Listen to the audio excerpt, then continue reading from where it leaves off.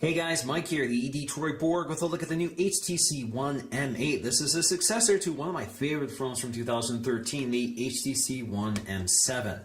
So the M7 was one of my favorite phones for a number of reasons, including that beautiful 1080p LCD IPS display, 4.7 inches, which gave us a really high pixel density, made it one of the best looking displays out there. We also had those stereo speakers called HTC Boom Sound, making it one of the best sounding devices as well. And also that design made it one of the best looking devices with this nice aluminum construction, as you can see with that milled chamfered edge. Just a beautiful phone all around with a nice curved design, a nice hefty solid construction. And of course we also had that 4 ultra pixel camera, which is kind of a controversial feature just because it's a low resolution sensor. It's effectively 4 megapixels, but because they're ultra pixels, meaning they are larger, they did give us better low light performance and also had optical image stabilization. So the M8 aims to improve upon this device in a number of ways. So we have a larger 5-inch display, which also makes the phone larger.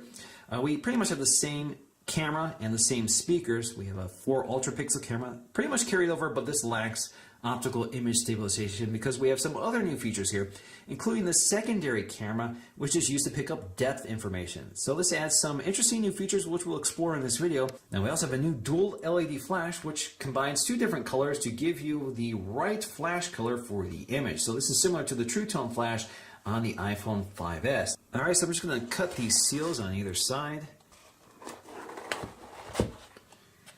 So of course I have the AT&T version, so I have some specific literature aimed at AT&T customers. So you can see printed on the inside of the box. We have a quick start guide. Looks like it's stuck to the plastic here. Tells us about the sensors and buttons and that sort of thing, and where the nano SIM tray is. Now the HTC Dot View cover is an accessory sold separately for $50.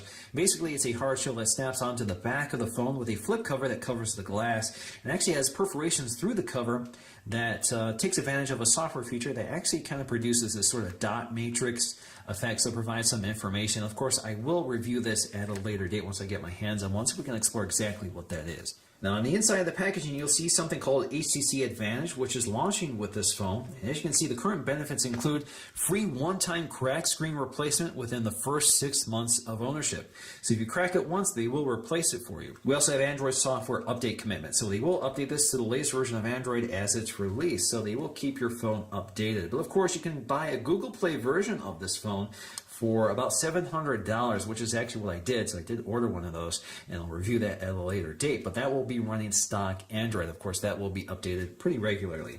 So let's go ahead and pull this open. So we have a little tray here. And there is our phone. This, again, is gunmetal. As you can see, it's a darker color. So let me set that aside for just a minute while we take a look at the contents. So inside, we have our SIM ejection tool for the nano SIM. We have safety and regulatory guide and warranty statement. And we also have our IMEI information along with our serial number. Then we have HTC stickers. We also have our accessories. So we have a micro USB charging cable here. So there you go, a standard micro USB charging cable. No USB 3.0 in this case like you get with the GS5. We also have some headphones. So these are not, of course, Beats headphones. They separated from the Beats partnership quite a while ago now, so this is just HTC's headphones. Now those headphones also come with replacement ear tips. And then we have our wall adapter. So this is an HTC branded wall adapter. So a nice wall adapter that's compact and portable. Alright, so let's just unwrap our phone. Alright, so let's take a close look at the design of the HTC One M8, which is one of the big stories with this phone. This is 90% metal. This is a unibody construction, 90% versus 70% from the last model, which wasn't unibody. As you can see, it had these plastic trim pieces along the side for the antennas to work through it. Now, this required some antenna breakthroughs in order to enable this design. Now, as you can see, it kind of has this polished aluminum surface with this hairline grain, which is different from the matte finish of the anodized aluminum we're used to with the M7. This gives it a more jewel-like appearance. As you can see, it really picks up the light really nicely. Just looks really nice. Certainly more interesting than kind of the flat texture of the last generation model. Now, this is available in 3 colors. I have the gunmetal color. The gunmetal color comes with these black antenna separators. So the plastic here is black. Now if you got the silver version, it would have white, just like the M7. And then we also have a gold version, which also has these black trim pieces. So if you look really closely here, we can take a look at the camera module. So this is that 4 ultra pixel camera, which is effectively 4 megapixels. 4 ultra pixels basically mean that these pixels are larger. They're about 2 microns as opposed to 1.2 microns. The idea here is that the sensor is more sensitive to low light conditions. We also have that new dual LED flash, and that LED flash, as you can see, has 2 different colors. So combined, they give you a more natural light, and the flash automatically adjusts to the scene you're shooting. You also see that dual camera feature, that secondary camera right there, which doesn't have a megapixel rating. It's just there to pick up depth information, and I'll demonstrate that. Now in the antenna breaks here, you can see we have what we call zero gap construction. Basically, it looks like the plastic and the metal are all merged perfectly together, so it gives you a nice seamless look. You have that microphone built in, just like you did with the M7. If you look at the edge of the M8, you can see the metal completely wraps around the edges of the phone and meets the glass with this nice polished chamfered edge. Really nice seamless design. Now at the top of the phone, you'll find a 5 megapixel front-facing camera with a wide-angle lens. You also find your ambient light sensor and proximity sensor right next to that. Then you'll find one of your stereo speakers, and kind of hidden in the stereo speaker is a little LED notification light. Now at the bottom, you'll find the other speaker grill as well as your mouthpiece. Now if you look really closely here, you can see that the speaker really only occupies about half of the speaker grill. The rest of it is just there for symmetry. You also find your mouthpiece kind of hidden in there. Now, notably, this material here is kind of a grainy plastic. It's got this sort of grain to it, but it's plastic instead of metal like it was on the last phone. So it's there mostly to pick up on the glossy design of the glass, but it's a little different. So again, if you look at the M7, you can see this was an aluminum piece that went edge to edge. The design is a little different this time. Now we still have this black bezel toward the bottom of the screen. Now that used to house capacitive controls on the M7, but those have been moved to the screen this time. So it would have been nice if they eliminated that. Now once again, toward the top, we'll find our IR blaster, which is now much larger than it was before. With the M7, it was just integrated into the lock button, but now you can see it spans the entire width of the top of the phone. So if you bring in the M7, you can take a look at the design difference here. Now you can also see that they've moved the location of the lock button. So it's now left-hand side instead of right-hand side, possibly to give it a little better ergonomics. You can also see that the headphone jack has now been moved. That is at the bottom of the phone. Now toward the bottom of the phone, you find your micro USB charging port as well as your headphone jack. I definitely prefer the headphone jack to be mounted on the bottom as opposed to the top. Now on the right-hand side, you have your volume rocker, which is also metal. You also have your micro SD card slot, which supports up to 128 gigs. So you can get a 16 or 32 gig capacity version, but you can also expand storage externally up to 128 gigs now that we have 128 gig micro SD cards. Now toward the other side, we'll find our SIM tray, which is larger. So this uses a nano SIM. So let me go ahead and inject these so you can take a look at them. All right, so to pop out the tray, just insert your SIM ejection tool. The tray pops out. As you can see, it's a nice metal tray. So again, high quality. Pop in your SIM, pop it back in, and completely flush. Now it's the same story with the micro SD card slot. Just pop it out. So there you go. You can add your SD card and pop it in. Now if you look at the M7 and M8 together, you can see that the M8 is quite a bit larger than the M7. It's especially significantly taller. Now if you place them over on top of each other, you can also see that the M8 is a bit wider than the M7, which is a little hard to see here. It's just slight. Now the interesting thing here is that both phones kind of have a angled edge. So if you look at the edges of the phone, you can see that both of them kind of have this little angle. So the back of the phone is slightly larger than the front of the phone. You can also see the design is somewhat similar, but better this time. You can see again, mostly unibody construction. Still the metal completely wraps the phone as opposed to the plastic we had before. Now as you can see, we did have a few more metal chamfers here, which look pretty nice, but this is a much simpler, cleaner design, which also feels really nice in the hand. You no longer have these sharper edges around it. So if you look at the bottom again, you can see the micro USB charging port is in the same location, but we now have a headphone jack down there. We also had another microphone along the side. We still have our volume rocker along the side. This time it's slightly different design, and as you can see, we also have a SD card slot this time, and we didn't have that before. Now along the left-hand edge, you had your SIM slot. Now ironically, this was a micro SIM and this is a nano SIM, yet the tray is larger with the nano SIM. Now if you look at the top of the phone, again, the HTC One M7 had a 2 megapixel camera as opposed to a 5 megapixel camera. And you can see that these sensors have moved around a bit. And toward the bottom, we had those off-screen Android controls, which consisted only of a home and back button. So with the new phone, you do get a few more, but they just appear on the screen.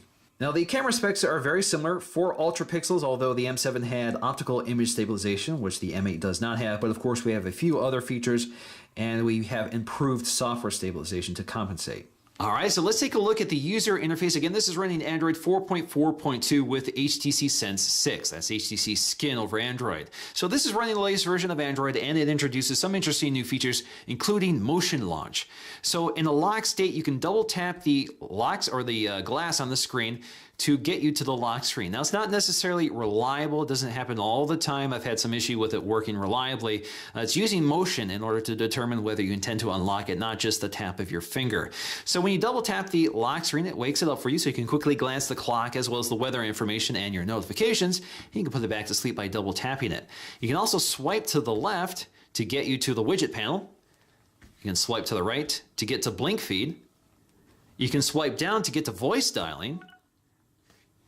And then you can swipe up to directly unlock the phone and take you to your last home screen. So let's try it again. So if I go here, it takes you right to there. And if I was in an app, the same thing would happen. So if I swipe up now, take me directly to where I last left off.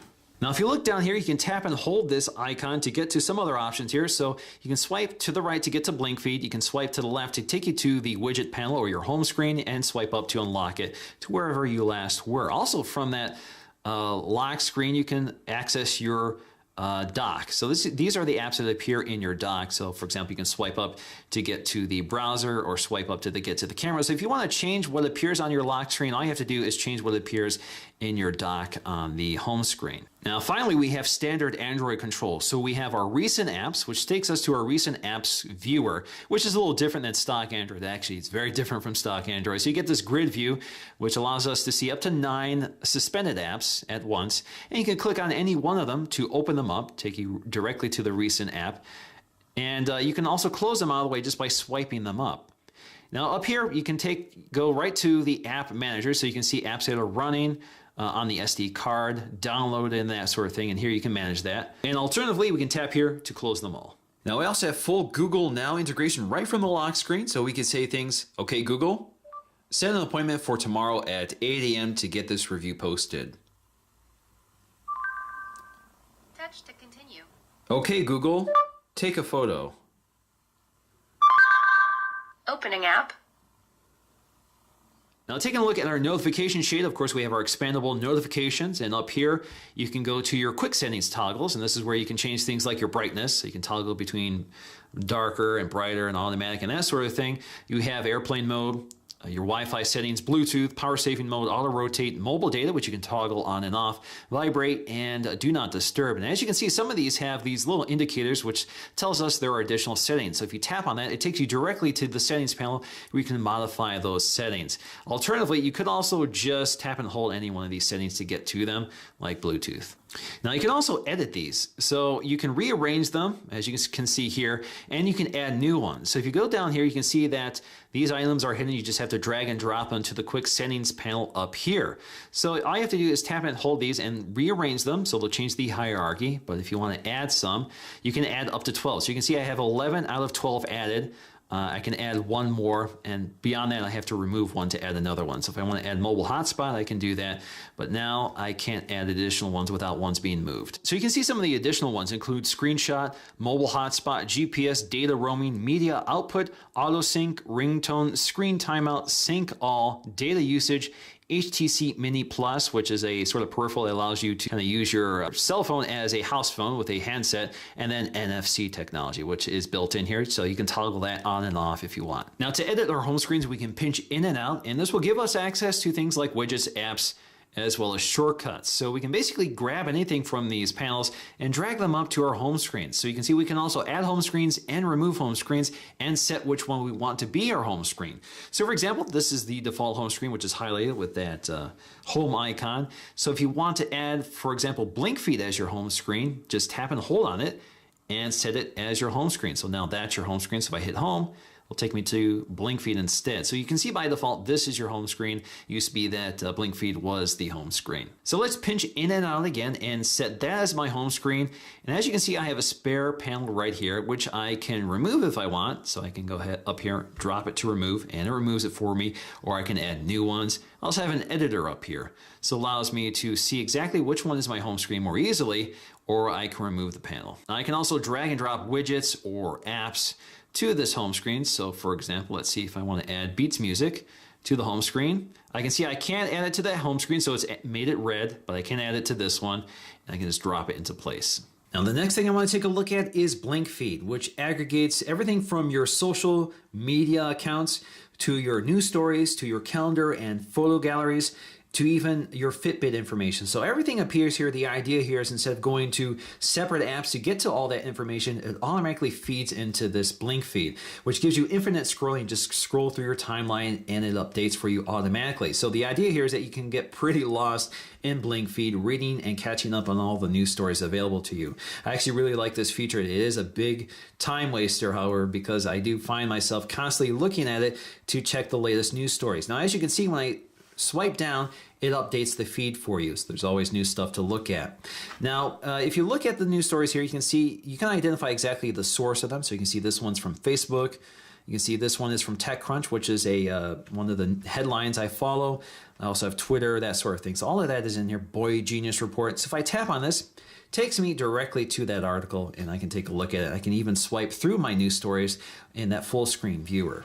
Now, if I swipe to the right, I can select what appears in my feed. So you can see all the things that I've added to my Blink Feed. That includes things like headline news, which includes Associated Press, automobiles, which includes Autoblog, science and technology, which includes BGR, TechCrunch, TechnoBuffalo, and The Verge. And then I have apps that take advantage of Blink Feed, such as Facebook, Twitter, Instagram, and Google+. And all this is highly customizable. Now, if you look up here, you'll see these custom topics. So I created these topics just by searching for Android and HTC. So I can go up here to create a custom topic. So I could just type in Star Trek. So I can search for Star Trek. And then I have this little option here to add it to my Blink Feed. So now if I go back to Blink Feed, it will be updated for Star Trek stories. Or if I just want to see Star Trek stories, I can tap on that and it will just show Star Trek stories in my Blink Feed. Now I can do that with all these topics. So if I just want to see Instagram, just tap Instagram. If I just want to see Twitter, updates for Twitter only. But if I want to see it all, just tap highlights. Now you have more options up here, including Compose. So you can post directly to Facebook, Twitter, and Google Plus from Blink Feed. So you can post on Facebook, so you get the Facebook interface. Under Services and Apps, we can add specific apps to Blink Feed. So you can see Instagram, Google Plus, Facebook, the calendar. So my calendar events will appear in here as well. My gallery, the Zoe gallery will appear, Twitter, as well as the TV app. So you can see your upcoming programming appear directly in your Blink Feed. Now we can also add additional content. So you can see we have various categories to pick from: automobiles, business, design, entertainment, gaming, lifestyle. We have some promoted categories: music, politics, sports, science and technology, and world. So if I go to science and technology, you can see all the things that are available under science and technology: crackberry.com, gadgets, geek.com, imore.com. So if I select these will be added to my feed as well. Now I can also remove content from here. So I can see, again, all the feeds that are available to me. So if I want to remove any one of these, I can go ahead and select them, and it allows me to remove them. So I can also go to Science and Technology and edit exactly what appears in my feed. So if I want to remove TechCrunch, just select that and remove it. Now let's take a look at the app drawers. In the app drawer, you can see that we can arrange them into folders, and they've already done that for us. Some of the apps include ones that AT&T have added. Of course, we have the standard array of Google apps in here as well. And we have our media apps, which include an FM radio. So all you have to do is connect a pair of headphones. So let me go ahead and show you that. Now it automatically scans your airways for the available channels. So for example, if we want this one, we can select the favorite and add it to our favorites. And we can go to our favorites and see all the stations we have favorited. There you go. Now you can drag and drop any one of these apps to the home screen. So you can see that we can drop it onto one of the home screens, Or if we tap and hold here, we can take it up to remove. Also, we can uninstall some of these. So if we tap and hold on this, we can take it up to uninstall, or we can cancel this operation entirely. Now up here, you can arrange your apps by custom, which is the default, alphabetical, which takes them out of the folders. As you can see here, they're no longer in their folders. So custom preserves the foldering, and then we have most recent. So whatever you've added most recently will appear toward the top. So I prefer custom just to keep everything in those folders. Now up here you also have quick access to the Play Store, which is very convenient. So you don't have to find the app, it's always in the app drawer. And then we have search, so you can search for your app as opposed to kind of hunting around for it. You also have your editor here, so you can rearrange the apps, just press and hold them. And this is how you create folders. If you want to create a folder, that's how you do it. You can also uninstall them this way, or you can hide the app instead of uninstalling it. We can also hide and unhide apps, and you can select them that way as well. And then we have manage apps. This takes you to your app manager. Now we also have grid size, so you can change this to 3x4, which is default, or 4x5 to give you a denser view. All right, so let's take a look at our settings panel, and a lot can be revealed about a phone under settings. So we have airplane mode, Wi-Fi, Bluetooth, and mobile data, pretty much standard stuff. So if you go to any one of these categories, just tap on it, it takes you to your editor and your options. We also have media output. So this device supports DLNA, so it sees my Pioneer AV receiver on my Wi-Fi network, so I can use DLNA to broadcast media to that device. It also supports HTC, looks like HTC Media Link. So you can, if you have a device that supports HTC Media Link, it will stream to that. HTC also sells a separate product for that. Now under more, you'll find your data manager. So you find all of that information here, and you can manage specifically what uses your mobile data. You also have your default SMS app. You can see I'm using Hangouts as the default app, but it comes with this Messages app by default.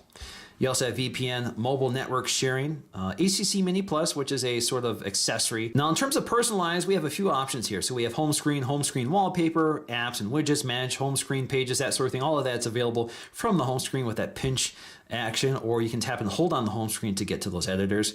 Now, the thing I want to take a look at here is themes. So you can see there's a variety of themes here. One is the default theme. This changes the entire UI coloring and the wallpaper as well. So for example, if we pick this theme here, you can see all the color palette at the top. If we go with that, apply that, yes, and we now go to home screen, you can see we have this kind of cooler color. It extends right to blink feed, so instead of green, you now have this bluish cobalt color. Now, another setting you'll see here is browser bar, which is unique to the AT&T HTC One. If you tap on this, basically what it does is add this browser bar to give you additional utility. Something that AT&T likes. I never activate it, but it's available for both the standard WebKit browser as well as the Chrome browser. Accounts and sync, this is where you can add additional accounts such as Facebook, Google, your email accounts, Instagram, Twitter, that sort of thing. That's all in here. We have location services, and you can see which apps are using your locations.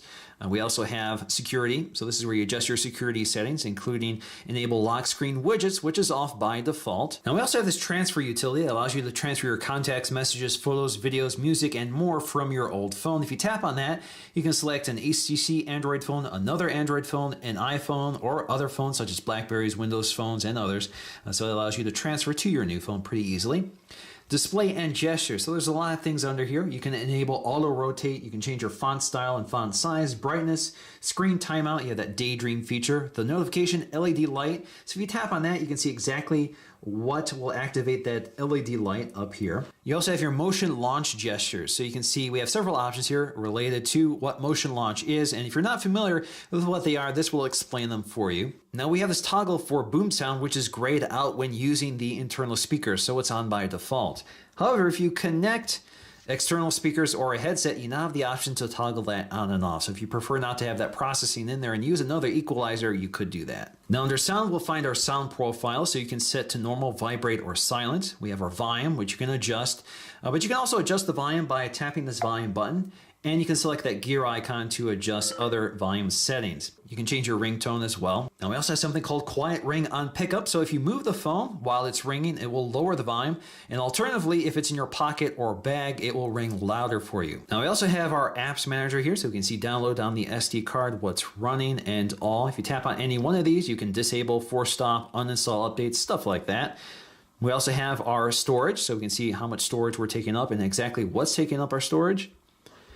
We also have our battery manager, which is pretty good. I mean, this phone has pretty good battery life. HTC did say we get about 40% better battery life with this phone. I was able to get about 13 hours out of a full charge, and that left me with 33%, which is pretty comfortable. So that's a full day of charge with fairly moderate usage. And we also have our language and keyboard settings, date and time, printing options, so we can see our printing profiles. I have Cloud Print and HP Service plugin, AT&T software updates, and we also have About, so you can see exactly what's going on with this device. So we can see software information, we can see HTC Sense 6.0 as well as Android 4.4.2. Now, if you're in an app that supports wireless media output such as DLNA, all you have to do is use a 3-finger gesture to activate that feature. So right now it sees 2 devices. Well, it actually just sees 1 device on my network, my Pioneer AV receiver, which is a DLNA device. So I can broadcast the audio or video to that device, or I can select my phone. So I can select my AV receiver. There we go. So it's one way of kind of bringing AirPlay-like capabilities to this device. Now, of course, we have these HTC Boom Sound stereo front-facing speakers, which deliver superb sound. They're even 25% louder than the M7. And with redesigned sound chambers, they now give you better depth of sound and bass response, and the effect is fantastic. It's still the best sounding mobile device you can get right now, and it's pretty nice to listen to. So let's see if we can hear this on camera.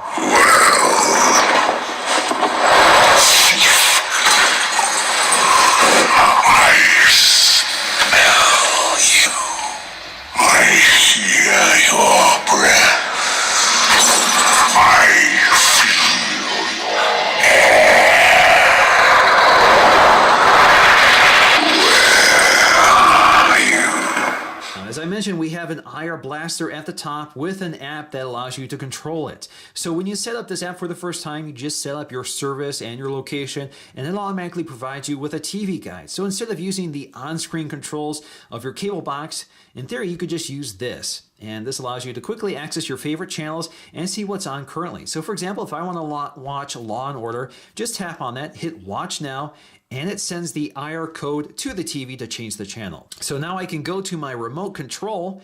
So I have my on-screen remote control, and I can control my AV equipment. That includes my AV receiver, my TV, and my cable box. So I have channel up, I have my navigation controls, I have my menu. Everything is here for quick access.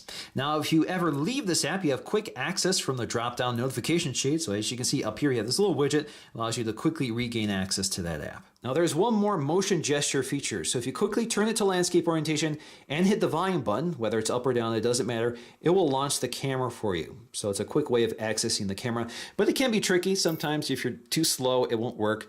So let's try this again. So if I move it to landscape orientation and then hit the volume button, nothing happens. So it has to be a specific intentional motion in order for that to work. Now next up is the camera app, and there's a lot going on here. So in the upper left corner here, we'll find our modes, which we can cycle through. So we have the camera mode, video, the Zoe camera, the selfie camera, dual capture, and pan 360. So first let's take a look at the camera, get the basics out of the way. So we can tap to focus, changes the exposure, and it's pretty quick. I mean, the tap to focus feature, the focusing on this is really fast. It's much faster. I think they said 50% faster than it was last year. So this is a much faster camera. Now you can take your photo, and of course you can tap and hold on it to take burst photos. You can take up to 20, I believe, at once. And then it'll let you pick among those photos which one you want to be the best photo. You can select best photo and click OK, and we'll save only that photo. Of course, you can also select your flash, whether you want that turned on, off, or automatic. And then we have lots and lots of options. So if you go up here, you see a little option icon. And if you go here, you have your settings, and they include things such as makeup level, image adjustment, which you can modify, contrast, saturation, sharpness. We have our crop settings, so you can do 16:9, 4:3, or 1:1. You can enable your grid, geotag, which is off by default, so you can enable that. Review duration, which is off, but you can select that if you want. You also have self-timer, so you can enable the self-timer. You have continuous shooting options, which are on by default. Basically, you hold down the shutter release, and it gives you that option to continue taking those photos. Camera options include auto smile capture, touch to capture. So if you want to take an image right after you tap the screen, you can do that. So for example, if you want to focus and then take the picture right away, that's an option. You also have the shutter sound, which you can turn off. Now under volume button options, I can change the behavior of the volume control when in camera mode. So I could use it by default, which is to operate as the volume control, or I can use it as my capture button, or I could use it as my zoom button. So if I select capture, when I hit the volume button, it takes the photo, and I can also use it as my zoom controller here. So now I can use my volume button to zoom in and out, or alternatively, I could just use pinch to zoom. So now I can use my volume button to zoom in and out, or I can just use pinch to zoom instead. And if you want to reset to default, just click reset. Takes it back to factory defaults. We also have auto white balance. So we have auto white balance, or we have incandescent, fluorescent, daylight, and cloudy. We have our EV values as well, so you can change the exposure value. And then we have our ISO settings, so we can change our sensitivity to auto or 200 or all the way up to 1600. And then we have our auto modes. So these are our scene modes. They're not labeled until you touch them, so you can see exactly what they are. You have night mode, HDR, panorama. You have anti-shake, manual mode. It allows you to manually adjust things like your aperture and the ISO settings and that sort of thing. We also have portraits, landscape, and backlight, text, as well as macro shooting. So let's go back to auto. And it looks like I want to change my white balance back to auto white balance. So there you go, lots and lots of camera options on this one. Now getting back to our modes here, we have our video mode. So under video mode, we can shoot our video, and then we can capture a photo at the same time and stop it. Also under video, we do have tap to focus while recording, and we can pinch in and out to zoom it. Now video has lots of options here, so we can change our resolution from full HD to anything less than full HD, review duration, camera options, a lot of things we saw with the still camera. Now the video camera has some interesting options here, including slow motion video. So similar to the iPhone 5S, you can record the video at a higher frame rate and then slow it down in post. We also have full HD at 60 frames per second for really smooth video, and then we have full HDR video. Now we also have the selfie camera. This is that 5 megapixel front-facing camera, which is one of the best front-facing cameras you can get right now with a wide-angle lens. And I'll post a sample video at the end of this video so you get an idea of how it performs. So you can see things like a timer. You can change the scene from HDR. So you have HDR with this camera if you want. Auto. Our timer, we have our EV values, our white balance, our effects, and our settings. If you go to our settings here, you see all these settings that are available, which include many of the ones that are on the main camera, which is kind of interesting because this camera has more megapixels than the rear-facing camera. Now, if you're in the camera mode, you can quickly switch between the front-facing and rear-facing camera just by swiping up or down. Now, we also have dual capture, which, as the name suggests, allows you to record both the front-facing and rear-facing camera at the same time. You can move around the thumbnail here. This is the front-facing camera. And you can record it or take a photo of both cameras at once.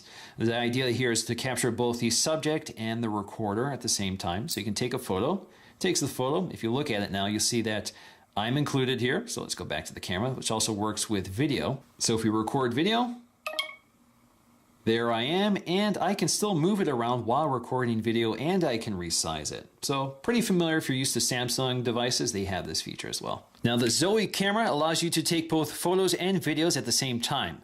So for example, I can just take a photo, takes a single photo, I can tap and hold it to record a short video segment, or I can tap and hold this and record a longer video segment. So it continues recording when I lift off my finger if I've held it for about 3 seconds. And then I can click stop. Now what this does is it allows me to go to my gallery and select an image from that video as the photograph. So as you can see, I have several options here to select which frame of that video I want. Click save frame. So that saves a photo, and I still retain the video with it. In fact, if I go to my gallery, you'll see these little thumbnails indicating which one are Zoe. So you can see all these Zoes I took, and these are the still frames. And then I can also see what are videos. So there's a difference between what a Zoe is and what a video is. So here we can go to a Zoe right here. Take a look at it. And once again, it allows me to select a specific frame from that Zoe as my picture. Now this gives me an opportunity to take a look at the new camera gallery. So as you can see up here, you get this little highlight reel of all your photos, which takes advantage of Zoe and the duo camera technology, which gives you that 3D effect. So you get this little animation up here, and it kind of moves around randomly. So there you go. See some of the effects along with that 3D effect with that dual camera. You can also see your galleries here, or your albums. You can see your camera shots, your highlights, which are also animated because they include those Zoes and videos. We also have Instagram, and we can see all the locations which the photos were shot in. So you can see in Rochester Hills. And then you have your camera, which you can jump to pretty quickly.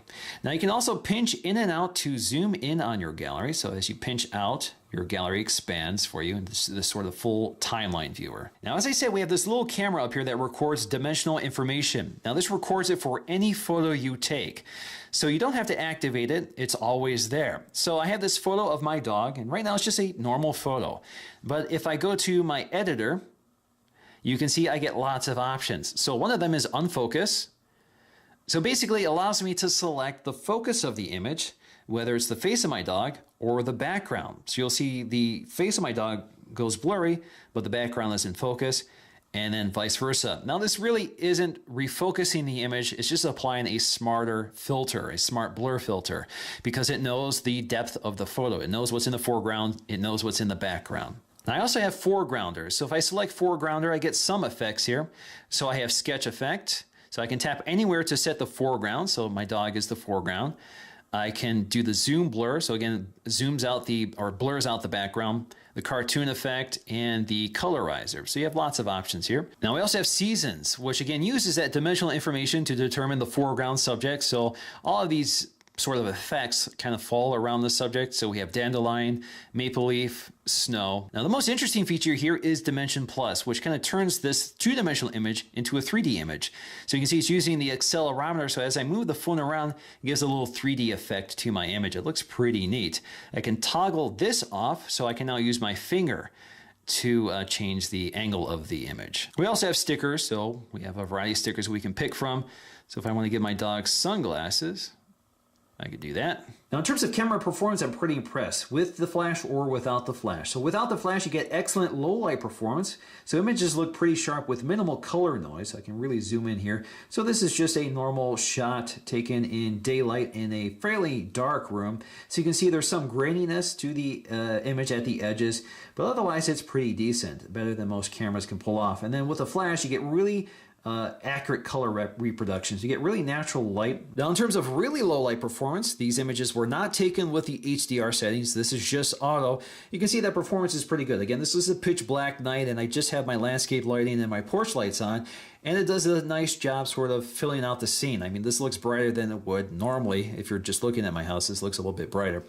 So it does a nice job. It's not too noisy, not too grainy, and it does a very nice job quickly finding focus. That tends to be a problem with low light performance. The camera just spends too much time trying to find focus. This focus is really fast. That also means you don't necessarily need optical image stabilization because the camera can find focus pretty quickly. Now this camera also has an excellent flash. So here we have an image without a flash. Here we have it with a flash. So you can see it does a nice job preserving the natural color with that flash while still filling in the scene. It just looks perfectly balanced. It's done a very nice job. Now, one of my favorite aspects of this device is that beautiful 5-inch LCD IPS display, full 1080p resolution with a pixel density of 440. So we have excellent off-axis viewing, deep blacks, vivid colors, nice accurate display. Now, if you look at even the smallest text, it's really sharp. So this is an excellent e-reader if you want to use it for that. It's also a good size for that. So again, whites look very bright and vivid and clear, and it looks excellent off-axis, and text just looks very sharp and crisp even before you zoom in. Now, if we take a look at our Geekbench scores compared to last year's model, you can see there's a huge jump here. So the M7 had a Snapdragon 600 processor. This has the 801 processor, both quad-core. This was clocked at 1.7 gigahertz. This is clocked at 2.3 gigahertz. So there's a lot more horsepower here now. So we go from 625 to 916 and 1826 all the way up to 2400. So you do see some performance improvements. Now, I never found the HTC One M7 to be a slow phone by any means, and this phone is no exception with all that power behind it. This is a fast-moving phone despite HTC Sense 6, which is a fairly light skin. It's a pretty efficient skin. There's not a lot of bloated features here, so it runs pretty lean and clean, and I'm pretty impressed overall by system performance. I have absolutely no gripes here with the HTC One M8. I find it to be a very fast phone, and it's right up there with operating a Nexus 5 running stock Android, so I'm pretty impressed overall with performance. Now, there is a lot to like about this phone. The beautiful construction quality, excellent materials, beautiful 5-inch 1080p LCD IPS display, one of the best out there, and it's by far the best sounding phone you can buy right now. It's also quick running, smooth and efficient, has a lot of interesting software features that are actually useful, especially those lock screen features, which I really like. Now, really, my only gripe with this phone is the location of the lock button. It's kind of far up there, and it's not a very tactile button. It's really flush to this plastic, and because it's the same material, it's kind of hard to feel for it. But the other problem here is that when I go to grip that phone to hit the lock button, I'm constantly hitting the volume button along the side. This works in either the right hand position or the left hand position, but of course your hands may vary. But for me, I find I'm constantly mashing all the buttons at once trying to hit that lock button. But of course, with those gestures and motion gesture features, you don't have to use this as much, but you still have to use that in order to lock the screen. Now, before I leave, I can already tell you that this is one of my favorite phones for 2014. So by the end of the year, I'm sure this will be at the top. So thanks for watching, and I'll see you again in the next video. Alright guys, this is Mike the Detroit Borg testing out the front-facing camera. Again, 5 megapixels with a wide-angle lens and stereo microphone pickup. So you should get excellent video and audio out of this. You do have HDR in this camera, as well as a full 1080p 30 frames per second video recording. So now we're testing out the ultra pixel camera, which actually has fewer pixels, but of course they're larger pixels, so performance should be a bit better. But again, stereo pickup, 1080p, 30 frames per second. We also have 720p at 60 frames per second. So we have lots of capabilities with this camera as well. All right, so here we are with Zoe and Chloe in my foyer, just testing out the rear-facing camera. So this is indoors, gives you an idea of indoor performance as well as the microphone. Of course, we do have tap to focus, but it does autofocus automatically as well for you. And then we can pinch in and out to zoom, which is just digital zooming, kind of digital cropping, so it's not the best zoom in the world. All right, so let's go outside and take some shots out there as well.